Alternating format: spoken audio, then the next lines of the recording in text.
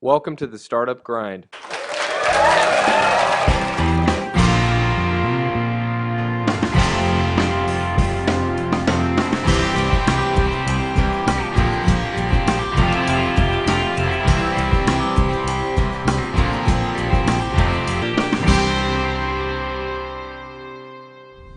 Thank you for coming. Thank you for having me. Thank you. All right, so I want to introduce you before we're going to start. So when I met Guy to prepare to this interview, I was very amazed of his heart-moving humility. And when I asked you for your greatest achievement, what he told me was this: I have no greatest success story in my past, no big failure. Right? This was the Probably. I can never remember, really. All right. So we are going to start with, could you tell us a little bit about your past, about your family? Where were you born? Sure. I'm the older of 3 children. I was born to 2 young parents. They were in their early 20s. Both of them were working people. That started off, my father actually studied electrical engineering, but never really practiced it even a day, I think.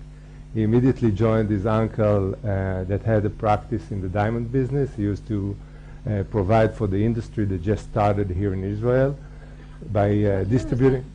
This was 67, 68. He was, this business was providing for the industry. The #1 export at that time was diamonds in Israel. And there were a lot of factories that were established here, and he was providing powders for these factories so they can actually cut the diamonds. You can only cut a diamond with a diamond. So my father was initially like a clerk. He was delivering the powders to these factories, and he started from there. He built his own career. So you were born to a father that was already in the diamond business, right? Yeah, that's correct. And you're the oldest. And I'm the oldest, yes. Okay, and somewhere in high school or the army, did you think that you were going, what did you think that you were going to become? I'm a bit embarrassed to say that I didn't. I didn't really think about it. I was focused on, the things that took most interest, friends, surfing, whatever it is, but I really never took. It was only in the army that I really realized that I need to plan ahead a little bit. So that was the first time. And so, okay, you got off the army, and then how did you start? Okay, so what I did is I had some friends that already studied at that time. I had a longer service of 4 years, and May I ask what were you doing? yes, I was in combat engineering. I was an officer, and then when I finished, all these friends that were studying in different places in the world, and my best friends were in London. So I decided that maybe it's a good idea to go study there, just for the experience. So because I had like almost a year to spend, I decided to go and work in a diamond factory, and that was a very tough period, because it's a very technical work. People sit there in front of the wheel for all day, burning their fingers, and just it's a very challenging work actually. So this was a very different experience after being responsible for other people in the army, suddenly sitting with something which is more like a cookie nest. And but it was a very good experience. And then I went to London. I studied business. But with what goal? The studies? Yeah. What did you want to study for? Well, first of all, I wanted to experience a different place because I've been here all along. I thought that my English was even rustier than now. I thought that I need to experience other places. I need to try and just explore things. So that was the main cause. I also think it was a social thing because people expect you to to do something, and it makes sense. And the real driver was, as I mentioned, was the social thing. I mean, thought it's going to be a good experience. We're going to have good time. All right. And I was right, because I met I met my wife there, so that's why. Well, it was worth it then. Yeah, it was worth it. Okay, so you went to school, you got back. I got back. I was really driven by sorting out all these economical issues, because I felt that I've spent too much time already not being able to be economically independent. I could help myself, but it wasn't to the extent that I could actually provide for myself. So in a nutshell, I thought I need to find a career. I knew I want to do something on my own. From when? I think since that was something that I couldn't even imagine myself working somewhere, just because of my parents. I mean, both of them were independent, and I took it as a model. I really thought very highly about how my father did his way, and I thought that's the right way to do things, just to explore what you like. So when I was back, I started off a business in design, together with some students that were with me in London. I was the only one actually studying something boring as business. All the others studied design, graphic design, architecture, and so forth. And we started off a business which was great. It was a great fun, but it couldn't provide for us economically, so we had to go on. Could you tell us a few words about it? What was it about? The idea was, we are talking about 22 years ago. So the idea was to bring total design to Israel. The name of the shop was Studia. And the idea was that we approach businesses and we give them a complete design. So if it's a retail business, for instance, we give them the corporate identity, we design specific products for them, we take care of the architectural space, and do something really unique about this business as a marketing approach. And we ended up doing some different projects just to make a living, and it was really tough at that time. In Israel, there was no real market for it. So I think we were a bit premature. So how long did it take you to just decide that it was not your way? It was about a year, all in all. We just figured it out pretty quickly that it wasn't what we thought of, and we each took his own avenue. And what I did is I joined my father because he already had a platform. So I started off sitting at his office with his partner, studying more about diamonds, and actually starting also to make money by buying rough diamonds, cutting it with subcontractors, selling it for a small premium, and so forth.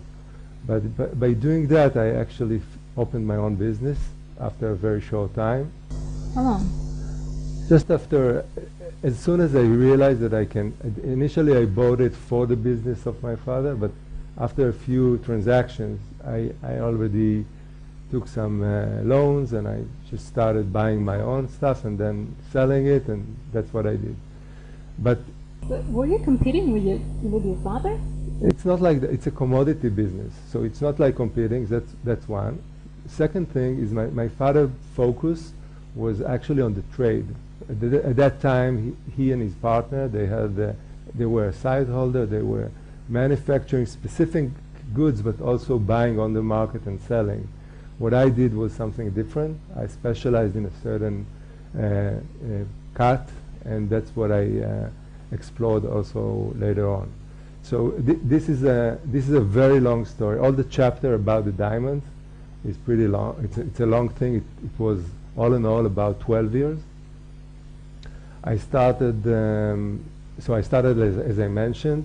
It developed to a whole factory, which was a very high-end factory that I built. And I was manufacturing very special cuts with computer-aided manufacturing. Later on, I realized that this whole thing has to be reimagined because it's a commodity, and I tried to create a premium. So I had this idea because I saw that they could laser engrave a diamond. I had this idea to brand the diamond, and I developed a brand that was called the Glea, and that was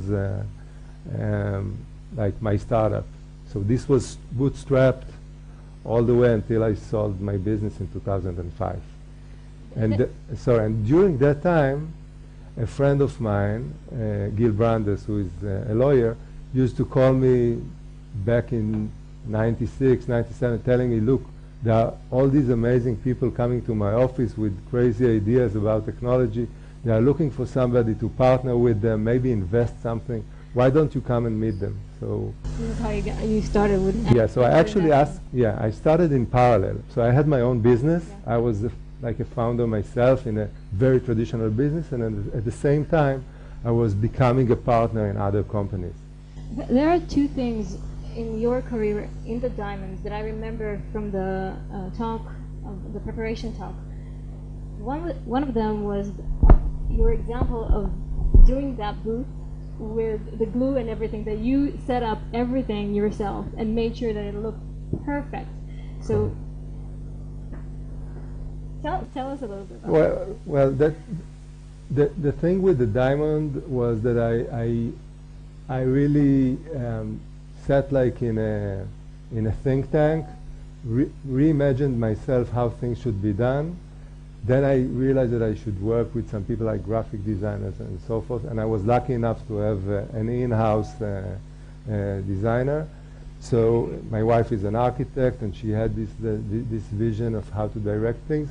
But physically what happened is that eventually when we had the concept, so for instance we had a package for each diamond and tweezers and other stuff.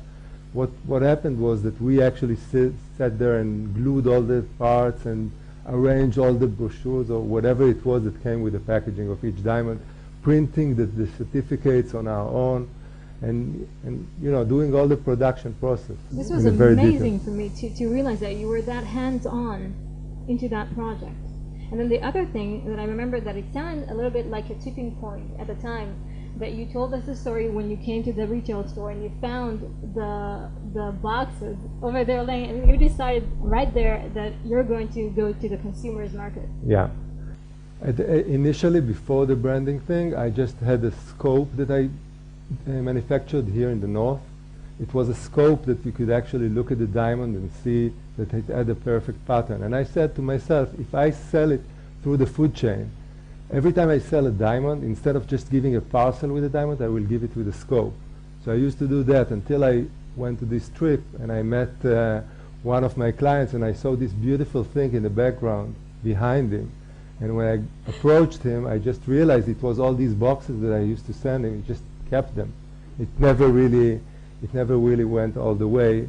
And then that was really the point where I realized that it has to be a brand that communicates directly to the consumer rather than something to rely on the food chain to deliver. Did it change in any way the way you approached startups in your after second life? I would call it. I'm not. For consumers. I think that in general I'm a great believer in. I think that a lot of people think that the consumer or the customer is like a second opinion, and I thought this way. I mean, I was really in love with the product that I developed. When I used to walk in the corridors in these buildings of the Diamond Exchange with I don't know how many thousands of people, I used to think to myself that I'm flying above because I'm developing something so powerful that is going to change everything for everybody. And it was only when I really took the product out of brought it to the market and showed it to people that I really got the cold water on my head. I realized so many things I couldn't imagine. So a lot of people think that like the consumer or the customer feedback is a second opinion. If that's what you think, go get your second opinion first. All right, so you started angel investing. What was your first startup? My first startup, the first startup I invested in was called Real Time Image. How do you go and invest in something you almost don't know anything about? Very easy. You sit with a person. This person looks trustworthy, very intelligent, you have personal chemistry with this person, you can afford investing what this person needs, and the idea he talked about made a lot of sense to me. I had some clue about it because I was in the graphics, I was already aware of it, so I knew what he was talking about in terms of the result, and it made a lot of sense, and that's how it came about, very easily. Only after I shake the hand with him, I realized that I did this step, and I had to catch up a lot. So I had to, I realized that I need to talk first. At that time, there was no, the internet wasn't so developed as it is today. So I had to research, and I realized that maybe I don't know enough about the graphics market. So I used to read all these market surveys, all these reports that you have, analyst reviews on how things work, talk to people, ask others about their experiences and so forth. But the main thing was that I didn't want to sound too much behind. So I was looking for ways to add value, and that's what I did. And did you? I hope so. I think that there are two parts to it. People think about an investor in a very professional way, but I think that first and foremost it's a personal thing. So especially if it's a startup with one person, I know in my own experience that this is a very lonely place to be. So once you have a person that is really with you and for you and available for you, it creates a huge impact. So I think that in that sense, I know that it serves the purpose right. So do you ever invest in startups that have only one entrepreneur? Yes. You do? I do. Yeah. Wow, you're very unique in the market then.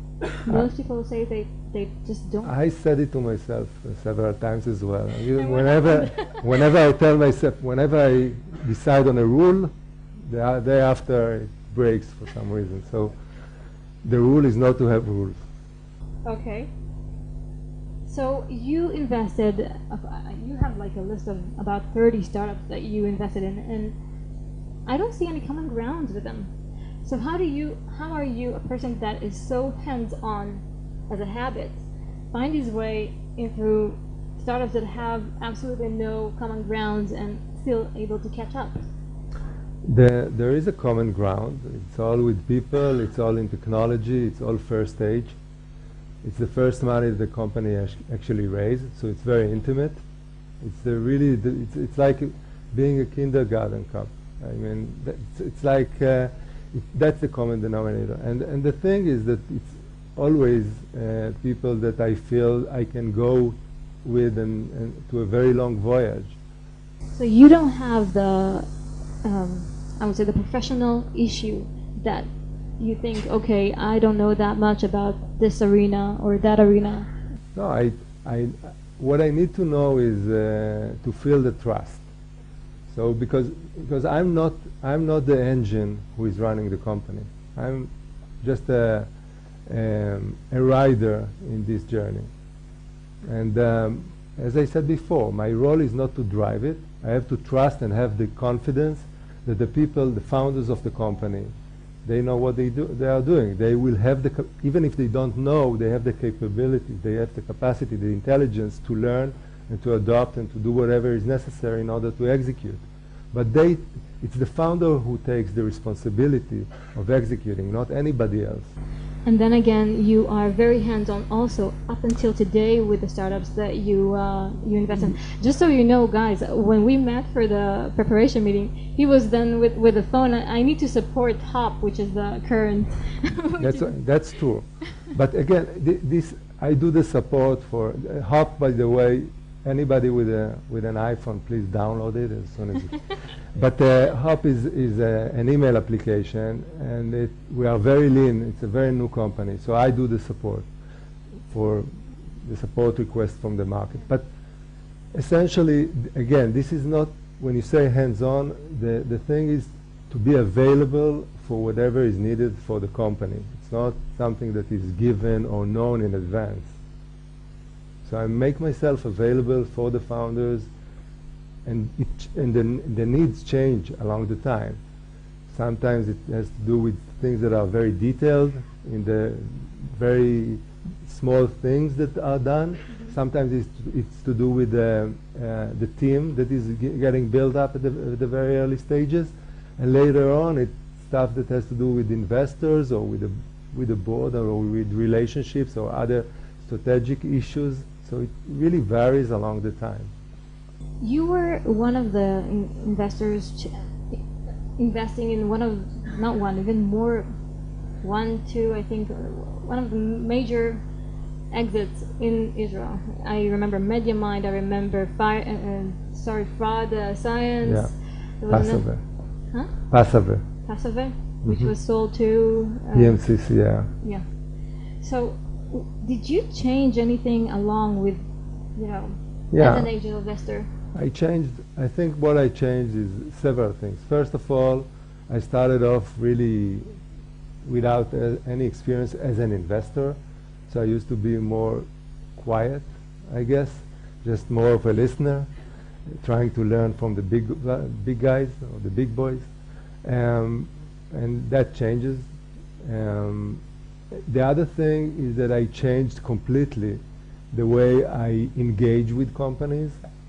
I used to take, at the early stages, when my friend Gil supported the investment in real-time image, what we did is we took an agreement from the venture capital model and we just adopted it to my own investment.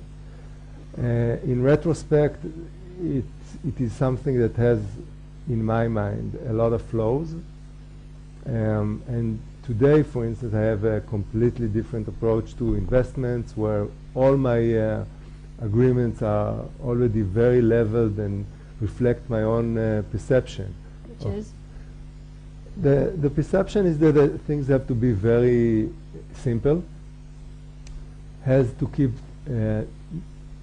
the concept of being very mutual. What do you mean?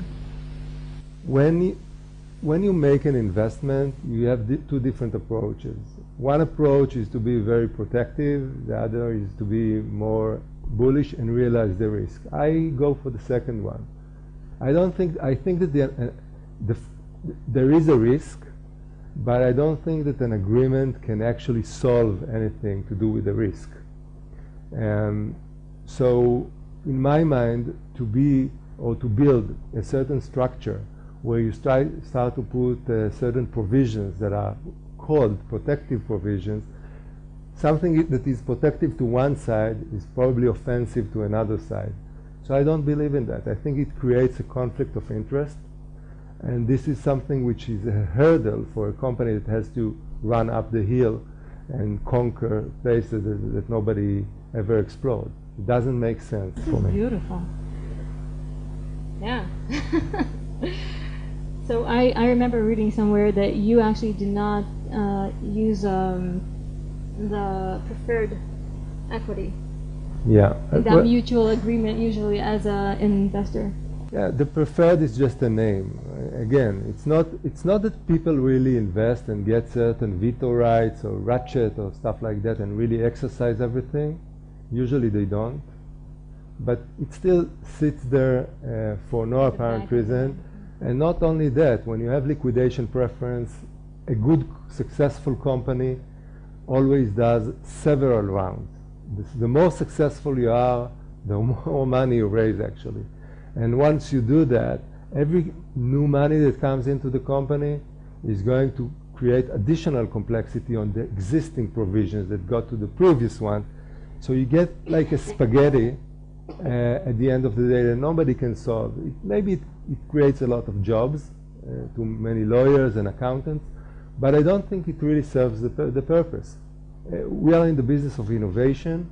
We have to be very lean in that sense. We have to be very simple and focus on the important things rather than building high rises of legal practices and so forth. So what happens if you invest in a company and then that company decides that, okay, I want to go and get more money? And it's obviously going to be hurtful for you, for other people, if it's a little bit premature. What happens then? We talk. I mean, we have We are all we are living in a democracy. We are partners. We have the same goal. It doesn't mean that we always agree on anything. We argue about many subjects. Each person has his own views. But at the end of the day, the person who has to take the decision is the founder who manages the company, or the CEO. And above the CEO, there is a board. The board has a composition. This is the governance of the company. I think this is a very simple and very correct way to go about it. So everybody should work according to that. So I don't see my own view as something that has to be to determine what is going to happen, even if it's contrast to the opinions of others. So you actually you establish a site for people to approach you, and you meet startups, about 8 to 10 startups a week. Yeah. So tell us a little bit about it. What got you to do this, actually? Okay, so what I did is initially I see myself in many. It's an awkward thing a little bit. And it's a late time, but I see myself as a sort of a service provider, and I'm having this. What I do is I serve people. And sometimes among the people that I serve, I not only do it without charging for the service, I even pay in some cases. And in the rare cases that this payment converts to a very large profit, it means that I have the ability first to pay the taxes, and then after to have this money reinvested so I can serve the other companies. So that's the structure. So in order to be able to... I gotta say wow about this. I can't believe you just said that. So that's how I see it. So and that's my profession, and that's my passion. So what I do is, in order to be able to serve as many companies as I can, or as many ideas, and this is a balanced relationship. The people who approach me, they get to talk. The probability that I will become a partner is really close to zero. If I see 400 companies a year and I make one investment, you can make the math. But still, every founder has the opportunity to present to an investor his idea, to get a feedback, to get some connections to other investors or to other people that are doing something else, or things that I came across and they should look at. So this is from the side of the founder. From my side, I get a first-hand experience about what's going on in the local scene. I know exactly where people are heading, what are they doing, what kind of qualities, what kind of mixes, what are the trends. So I think all of us benefit from that. So, and the way it works is pretty simple. There is a website called guygamzu.com. You enter your email, you get a reply. This reply has a link. This link lets you fill out something that should take like 5 minutes. It's enough for me to get an idea about what you do. I read all this information. After I read that, all. I read it on the spot. Once I read it, within a few hours, you'll probably get a reply. This reply will have my own thing that I'm writing already based on what I got. And usually, I also invite to my calendar. When I invite to my calendar, it means that you can set up a meeting of 10 minutes, which is a video meeting. And everybody can actually sit and meet me. Before I do that, I read again all the stuff. I do my own homework. I have this meeting, which I'm usually mostly a listener. And then after, what I do is I follow it up.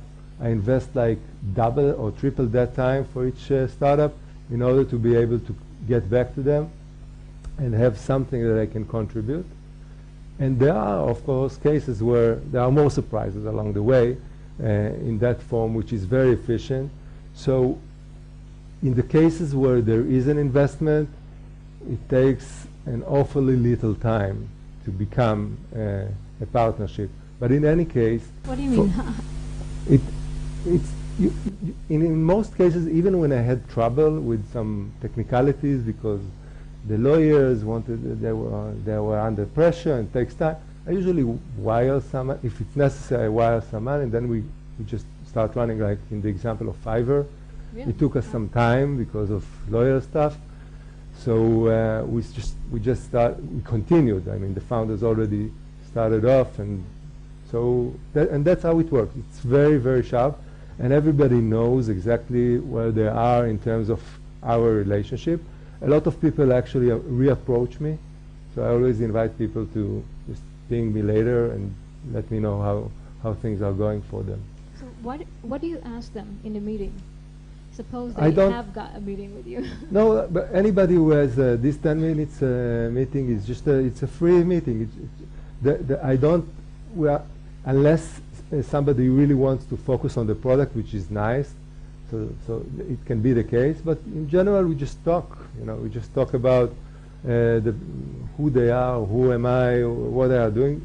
It doesn't need. When you know it's 10 minutes, you know how to build it to that format, and it works. And then in the second meeting, when you meet them, The follow-up is usually face-to-face, not necessarily. I travel a lot, so a lot of time we do that also through video. And usually when we before the next meeting, we do have something which is more in-depth, so I can actually look into the details of the plan and other stuff. From your experience, what are the most important pillars for a startup to have? There are two main things. One is the personal stuff, which is maybe it's a cliche, but these are the facts. It's the personal DNA of the team, and the personal DNA of the team means that they have the core capabilities to actually deliver on the promise, and they can be actually independent in many ways. So it means that they have the right emotional and cognitive intelligence to be who they are. They have to be very passionate about what they are doing. They probably have to have a high level of integrity and transparency. So I assume, and that's subjective to me, and on top of all that, there has to be a chemistry, a personal chemistry, which cannot really define in advance. Did you make any mistakes with chemistry? I suppose I did. I mean, it's not only that, it's also that I change, people change. I mean, it's a journey that if it's not a complete flop, it can last for many years. So, and things are changing through the years. We tend to think that they are not, but they are changing dramatically, and things are affecting one another, and there are consequences. So one part is the personal part, and the other part is really the challenge itself. Is it worthy? And here it's even more subjective, because what's worthy? So I think that there is maybe one thing that everybody can look at.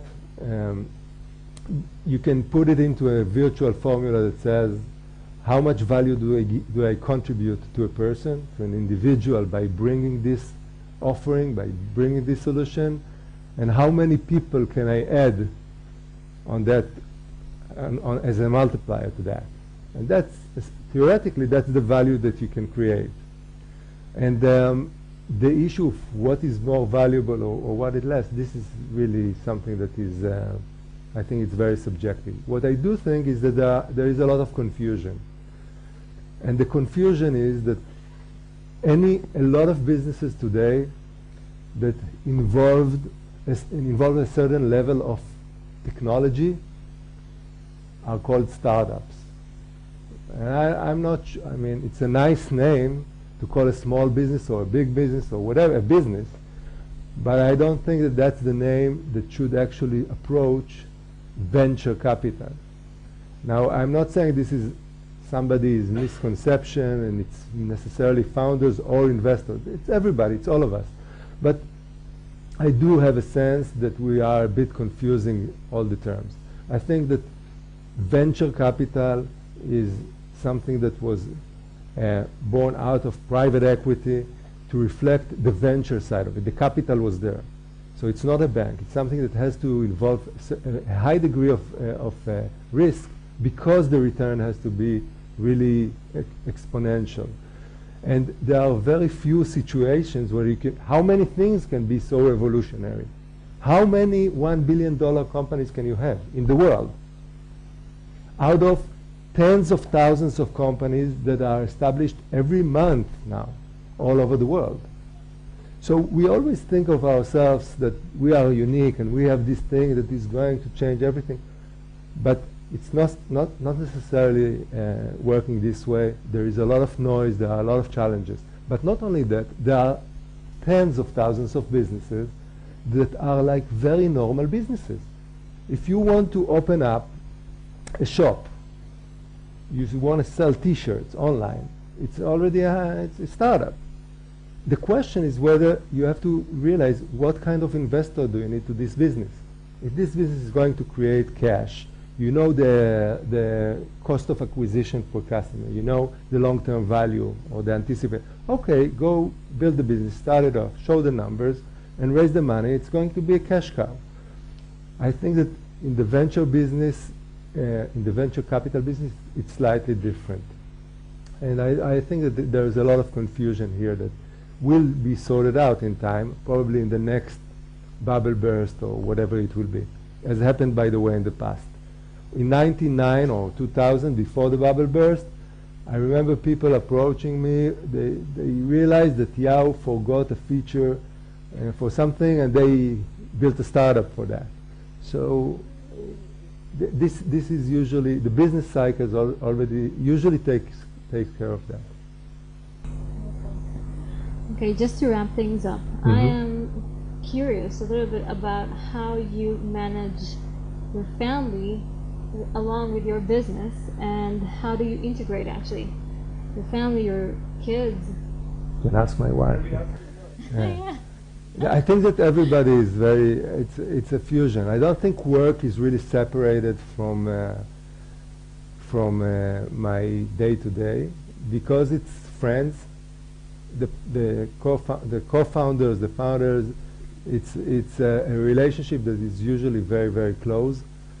Things are surrounding us, so we are immersed with what I do, as you mentioned, and like I reply to support with my kids too, and they know what I do. Are they doing support as well? They try to. My kids worked. My kids worked for Fiverr, by the way, during the summer. So they are very much involved in what's going on. It's natural for them. They are probably much better than I am on understanding many of these things. So yes, we share a lot of these things. Do you have any messages to our crowd here, to our community, just to wrap things up? Well, I can say two words that summarize all my perception on things, and I think it's eye level. That's what I can say. Just keep everything on eye level. It doesn't matter who, why, and what circumstances. What do you mean? I'm not sure what you mean. I mean that we are in a business or in a society where things are getting, people are sitting in different places along the time. They sometimes feel very high, sometimes they feel very low. What I'm saying is that it doesn't matter where you are in a certain point in time. You have to remember who you are, to look straight in the eye and never look up on people or look down on people. That's what I'm... All right, that's a good message. Thank you, Guy. Anyone want to ask questions for Guy? Anyone in the audience? Don't fall asleep, please. Guys, it's late, but yeah. The question is, how can you succeed managing so many companies in so many different businesses? How do you do it? How do you manage your portfolio actually? The question was, how do I manage my portfolio? So I'm not invested in one time in many companies. I'm invested now, for instance, in 8 companies, and some of them, with all of them, I have like a weekly, it's a flexible thing, of course. It's not, and I have my phone and I have my email, And I'm in constant touch with everybody. And what we do need to coordinate is all the formal stuff. When we have board meetings, when we have things like that, or when we have an offsite. But otherwise, it's very, very flexible. So other than the day in a week, which I actually devote to businesses that I don't know, startups, the rest of the time is, the rest of the 6 days is devoted to all other companies that I'm a partner in.